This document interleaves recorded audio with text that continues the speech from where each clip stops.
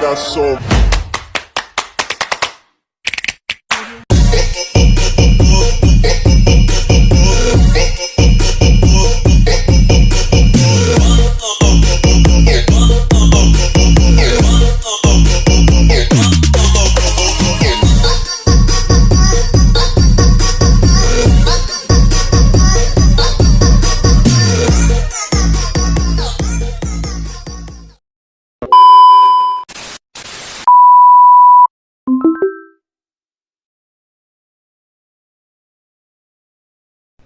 Lansia adalah kelompok usia yang semakin bertambahnya di seluruh dunia, dan di setiap negara memiliki cara unik dalam mengasuh mereka.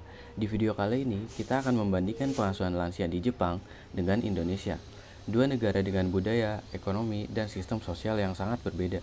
Di Jepang, lansia yang berusia 65 tahun ke atas sudah mencapai sekitar 28% dari total populasi, atau 36,25 juta jiwa, menjadikannya salah satu negara dengan populasi lansia tertinggi di dunia. Sementara di Indonesia, meskipun presentasinya lansia lebih rendah, jumlah lansia terus meningkat seiring berjalannya waktu. Budaya perawatan lansia di Indonesia dan Jepang. Perawatan lansia di Jepang lebih terorganisir dengan dukungan pemerintah melalui Long Term Care Insurance atau LTCI, anti-jompo modern, dan tenaga profesional. Lansia di Jepang cenderung hidup mandiri, aktif, dan terlibat dalam komunitas. Sebaliknya, di Indonesia, perawatan lansia lebih banyak dilakukan di rumah oleh keluarga karena infrastruktur perawatan yang terbatas. Lansia sering terisolasi di rumah dengan produktivitas yang rendah. Dukungan sosial dan fasilitas seperti panti jompo masih sangat kurang. Pemerintah Indonesia perlu meningkatkan infrastruktur, aksesibilitas layanan, dan program perawatan lansia untuk mengatasi tantangan ini.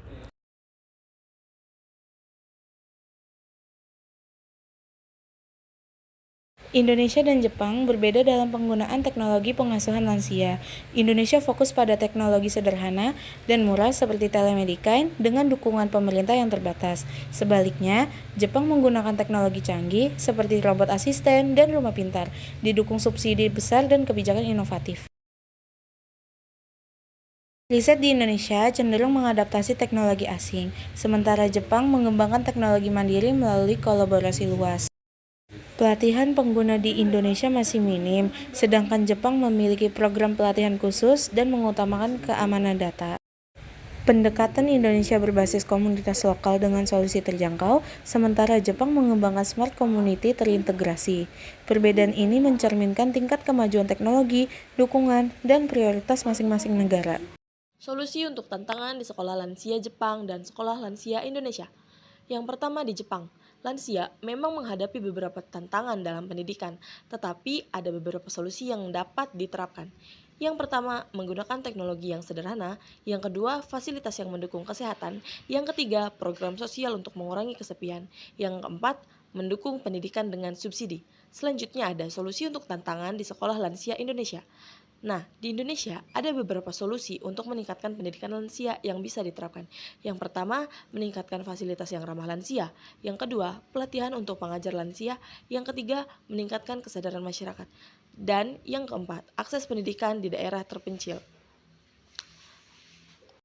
Selanjutnya, inovasi yang bisa diterapkan di Indonesia.